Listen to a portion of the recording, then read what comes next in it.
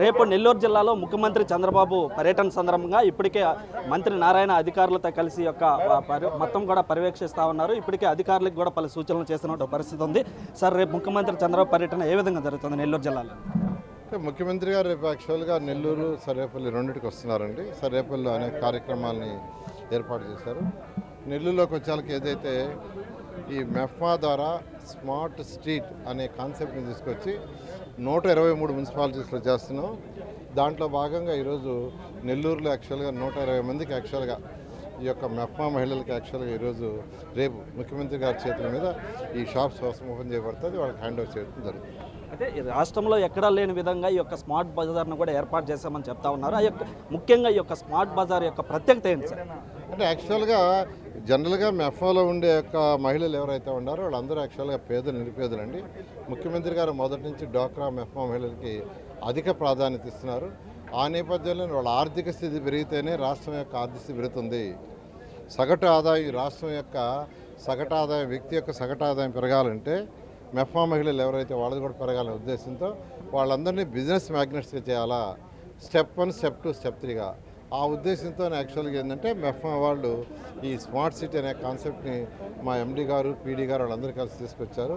రాష్ట్రంలో 123 మున్సిపాలిటీలో చేస్తాము. ప్రస్తుతం అయితే 5-6 మున్సిపాలిటీలో ఇది స్టార్ట్ చేసి టెండర్లు పిలిచారు. నెల్లూరులో అయితే ఇవి కంప్లీట్ అయిపోయినాయి.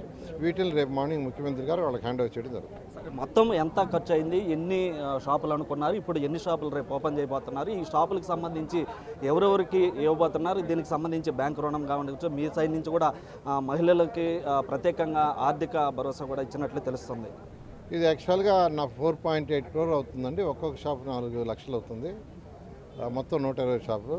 దానికి మెఫ్మా మున్సిపాలిటీ కలిసి ఒక్కొక్కరికి 2 lakhs యాక్చువల్గా ఇస్తున్నారు. తర్వాత 2 lakhs వాళ్ళకి యాక్చువల్గా లోన్ అరేంజ్ చేశారు. ఆ loan over a period of 5 years 3 phases. అయితే నేను ఎలక్షన్స్ ముందు నెల్లూరులో కార్యకర్తలకు వాళ్ళకి చెప్పాను, సంవత్సరానికి 10 కోట్లు మా కుటుంబ సభ్యులు ఖర్చు పెడతారని. దాంట్లో నేపథ్యంగానే యాక్చువల్గా ఈ మహిళలకు 1.2 crore వాళ్ళ యొక్క బ్యాంకు లోన్ ఏదైతే 2 లక్షలు ఉందో దాంట్లో 1 లక్ష నేను కట్టే విధంగా ఏర్పాటు చేయడం జరిగింది. ఆల్రెడీ 50,000 ఇచ్చేసాం.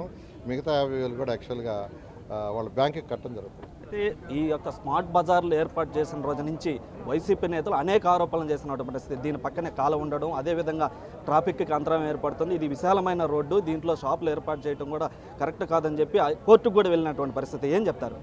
అంటే వాళ్ళు చేసే పని చేస్తారండి. ఎందుకంటే వాళ్ళకి ప్రజలు బాగుంటాం ఇష్టంలే, ఒక 150 కుటుంబాలు డెవలప్ కావటం ఇష్టంలే. ఇప్పుడు ఈ షాపుల వల్ల ఒక్కొక్కరికి నెలకి బాగా జాగ్రత్తలు చేసుకుంటే వాళ్ళకు ఒక 20,000 నుంచి 50,000 మిగులుతుంది. అంటే ఒక కుటుంబం చక్కగా ఉంటుంది. ఎంప్లాయ్మెంట్ కూడా ఒక్కొక్క షాప్ వల్ల 2-3 వచ్చినా దాదాపు ఇక్కడ ఒక 300-400 మందికి ఎంప్లాయ్మెంట్ వస్తుంది.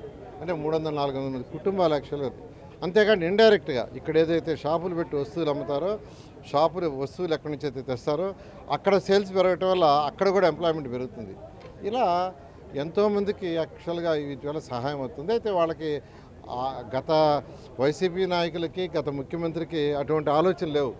పేదలు, నిరుపేదలు వాళ్ళకి చేయాలా, వాళ్ళ యొక్క ఆర్థిక స్థితిని పెంచాలి. ఇక్కడ మెయిన్ ఏంటంటే 2 రకాలు. 10 రూపాయలు హెల్ప్ చేయటం, చేతినివ్వటం ఒక రకం. ఈరోజు ఈ ప్రభుత్వం కూడా వాళ్ళకి కొంత చేతినిచ్చి పెన్షన్స్ అని, ఉచిత గ్యాస్ సిలిండర్ని, ఉచిత బస్సు అని కొంత ఇస్తున్నాం.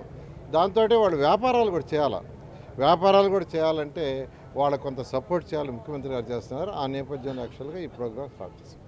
ఇటు మొత్తం మీద కూడా రేపు ముఖ్యమంత్రి చంద్రబాబు పర్యటన సందర్భంగా ఇటు వెంకటాచల మండలం ఈదగాలి ఆ యొక్క విశ్వసముద్ర ఇథనాల్ ప్లాంట్ను ప్రారంభించిన తర్వాత నెల్లూరులో ఏర్పాటు చేసినటువంటి యొక్క స్మార్ట్ బజార్ను కూడా ప్రారంభిస్తారని మంత్రి నారాయణ చెప్పడం జరిగింది. దీంట్లో ఈ యొక్క స్మార్ట్ బజారు ముఖ్యంగా మహిళలకి ఆర్థిక పురోగతిని సాధించేందుకే ఈ యొక్క కార్యక్రమాన్ని కూడా చేపట్టినట్టుగా మంత్రి నారాయణ చెప్తున్నటువంటి పరిస్థితి. Over to studio.